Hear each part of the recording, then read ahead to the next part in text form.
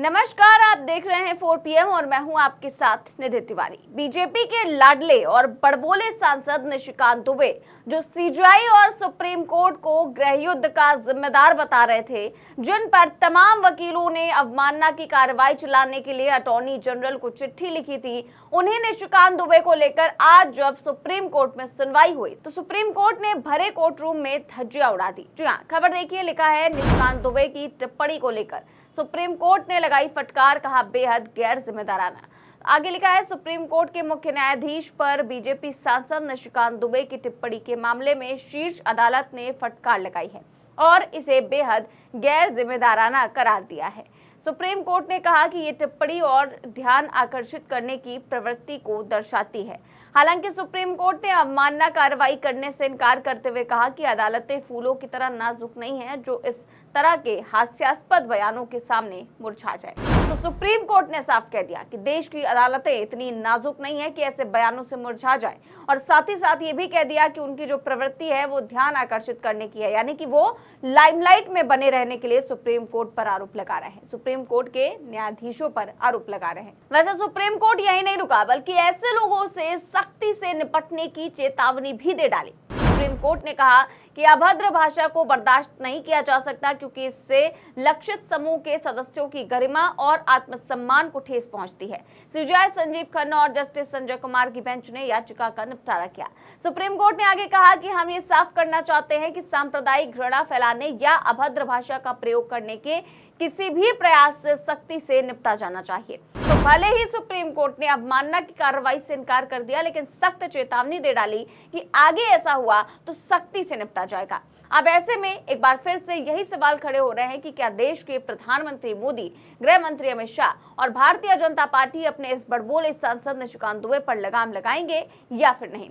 वैसे आपको बता दें कि निशिकांत दुबे ने पिछले हफ्ते दिए एक बयान में कहा था कि सुप्रीम कोर्ट अपनी सीमाओं से परे जा रहा है। अगर सब कुछ वही तय होना है तो फिर संसद को बंद कर देना चाहिए। निशिकांत ने आरोप लगाया था कि न्यायपालिका धार्मिक कलह को भड़का रही है और सीजीआई खन्ना पर गृह युद्धों के लिए जिम्मेदार होने का आरोप लगाया था।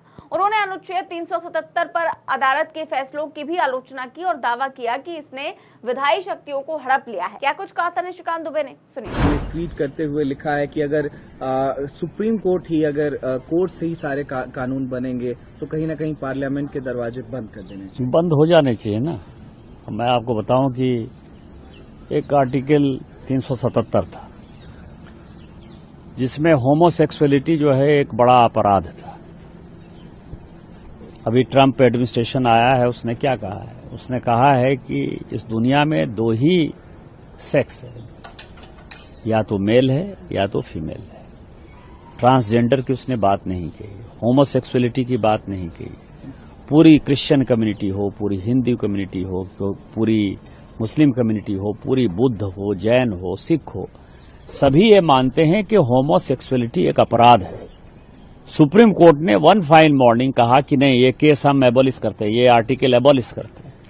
कानून की व्याख्या करने का अधिकार सुप्रीम कोर्ट का है। वो कह रहा है कि 3 महीने में जो है राष्ट्रपति बता दें कि क्या करना है, 3 महीने में गवर्नर बता दें कि क्या करना है, और उसके बाद आज जो है ये देश राम, कृष्ण, सीता, राधा, 12 ज्योतिर्लिंग से लेकर 51 शक्तिपीठ का है। सनातन की परंपरा है, लाखों साल की परंपरा है। आप जब राम मंदिर का विषय होता है तो आप राम मंदिर में कहते हो कि कागज दिखाओ, कागज दिखाओ। कृष्ण जन्मभूमि का मामला आएगा मथुरा में तो कहोगे कागज दिखाओ। आप जब शिव की बात होगी, ज्ञान वापी मस्जिद की बात आएगी, कागज दिखाओ। इस देश में धार्मिक युद्ध भड़काने के लिए केवल और केवल सुप्रीम कोर्ट जिम्मेवार है। सुप्रीम कोर्ट का एकमात्र उद्देश्य है, show me the face will show you the law. Supreme court अपनी सीमा से बाहर जा रहा है। सुप्रीम कोर्ट की सीमा यह है कि भारत का संविधान जिस कानून को बनाया उस कानून की उसको व्याख्या करनी है, और यदि वो व्याख्या नहीं कर सकती है और सब कुछ के लिए सुप्रीम कोर्ट जाना है इस संसद का कोई मतलब नहीं है, विधानसभा का कोई मतलब नहीं है, उसको बंद कर देना। हालांकि भाजपा ने निशिकांत दुबे के बयानों से तुरंत खुद को अलग कर लिया था, लेकिन फिर ये मामला सुप्रीम कोर्ट में chief justice of India Sanjeev Khanna की अदालत में आया। उनसे अपील की गई, उनसे आग्रह किया गया कि एक रिट याचिका दायर की गई थी कि जिस तरह से निशिकांत दुबे ने सुप्रीम कोर्ट को लेकर अपमानजनक टिप्पणी की है तो उनके खिलाफ अवमानना की कार्रवाई करनी चाहिए। अब सुप्रीम कोर्ट ने इस मामले की सुनवाई करते हुए सीधे कह दिया कि निशिकांत दुबे का जो बयान था वो बेहद गैर जिम्मेदाराना था, लेकिन हमारे कंधे बहुत मजबूत हैं और हम फूल नहीं जो मुरझा जाए। वहीं सुप्रीम कोर्ट में जो ये पूरी सुनवाई हुई, सुप्रीम कोर्ट ने मामले को लेकर जो टिप्पणी की उसे लेकर इस मामले पर सुप्रीम कोर्ट के एडवोकेट विशाल तिवारी का बयान सामने आया है। वो पूरे मामले को समझा रहे हैं, सुप्रीम कोर्ट के अंदर दी गई दलीलों को भी बता रहे हैं। क्या कुछ कहना है उनका, सुनिए। देखिए, हमारी याचिका पे सुना गया और आज माननीय सुप्रीम कोर्ट द्वारा एक बड़ा ही विस्तृत उस पर जजमेंट दिया गया है।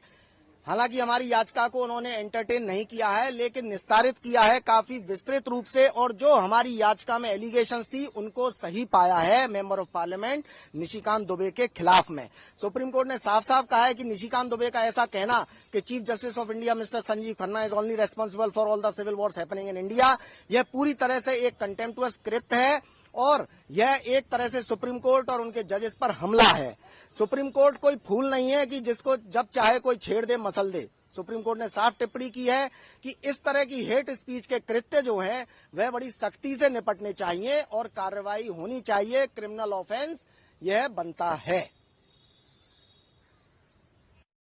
Today a judgment has been delivered on our writ petition in which we allege that the member of parliament Mr. Nishikant Dubey, who made certain scandalizing statements against the Supreme Court of India and Chief Justice of India, were fully contemptuous. So Supreme Court has held and it has confirmed that the scandalizing statements made by Mr. Nishikant Dubey are totally contemptuous.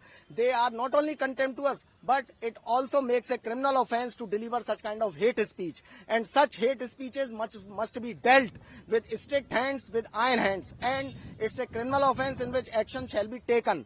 So Supreme Court has said that just making a statement that Chief Justice of India is only responsible for all the civil wars happening in India, it not only scandalizes, but it's an attack upon the Supreme Court and its judges. And Supreme Court has given a very detailed reasoning order by saying that such kind of statements are made deliberately to attempt to reduce the confidence of the public in the administration of justice.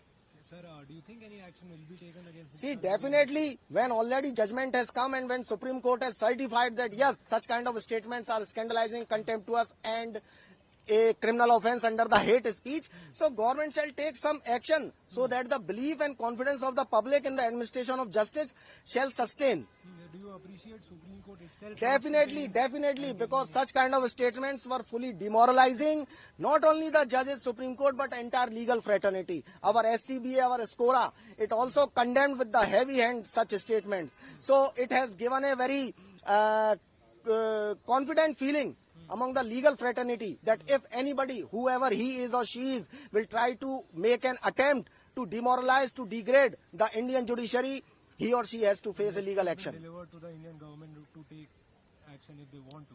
See, the end of the judgment, it says that it must be dealt with the iron hands. So this itself has become a ruling, a citation upon which government shall act.